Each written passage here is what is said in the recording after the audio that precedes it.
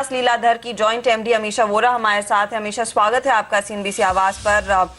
Best day नहीं है markets के लिए आज। शुरुआती कारोबार से हम थोड़े बहुत लड़खड़ाए हैं और निचले लेवल्स तक ही फिसले हैं 8750 पर, हालांकि सहारा जरूर मिला। कंसर्न है आप इस सेल ऑफ को लेकर या फिर ये कहीं कभी ना कभी आना था? नहीं, मुझे लगता था कि ये जो लेवल है अपना 9000 का, वहां पर market needs to consolidate for a while. काफी टाइम तक मार्केट वन साइडेड चल रहा है, तो ये लेवल पर हमें लगता है कि अर्निंग्स को कैचअप करने में जैसे काफी टाइम लगेगा, तो उसी वजह से ये मार्केट एक रेंज में, सपोज जैसे कि 8500 और 9250 जैसी रेंज में थोड़ा टाइम निकालेगा।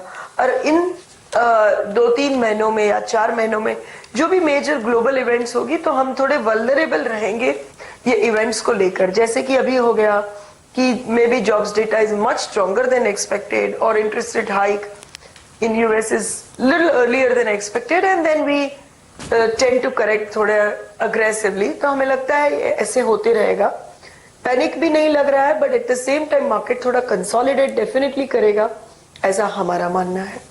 जी अमीशा, अगर हम देखें तो जो सबसे बड़े लूजर आज बाजार में नजर आ रहा है इंफ्रा और बैंकिंग स्टॉक्स की अगर हम थोड़ी सी बात करें तो काफी समय से उसकी चमक फीकी पड़ती रहती है। इस समय बैंकिंग स्टॉक्स पर आपका क्या व्यू और स्पेसिफिकली कौन से सबसे वीक लग रहे हैं? बैंकिंग स्टॉक में हमारा ऐसा मानना है कि जो लास्ट 3 से 4 महीने से एक्सपेक्टेशन था कि इन्फ्लेशन नीचे आने की वजह से इंटरेस्ट रेट घटते चले जाएंगे, बॉन्ड यील्ड्स थोड़े घटते चले जाएंगे, treasury profits plus internal recovery, वो जो कॉम्बिनेशन बैंकों में था, तो वो काफी हद तक स्टॉक प्राइसेस में रिफ्लेक्टेड है। तो the major way in which markets will reflect its sideways moment और range bound moment will be by way of banking sector, because it has the highest weightage. तो उसी वजह से हम लोगों को लग रहा है कि even banking sector same trend reflect करेगा, और उसमें मेजर डायरेक्शनल वन साइडेडनेस नहीं रहेगी फॉर सम टाइम। कौन सा स्टॉक वीक लग रहा है? तो this is more a trading call, and also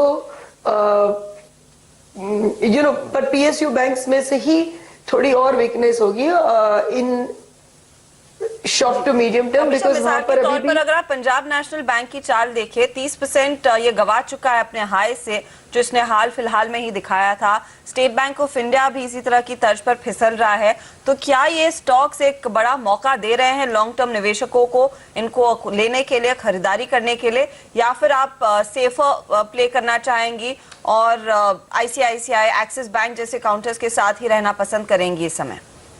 नहीं, जो अगर आप इन्वेस्टमेंट के पर्सपेक्टिव से देखेंगे तो definitely PSU bank will qualify, but ऐसे लंबा 2-3 साल का नहीं होता है। पीएसयू बैंक में अभी भी जहां तक कंप्लीट पॉलिसी क्लियरेंस नहीं दिखाई दे रही है, तब तक ये एक 30% करेक्शन पे लेना, थोड़े टाइम रहना, और 3 से 4 महीने में एक मौका जरूर मिलेगा टू फ्लिप द ट्रेड।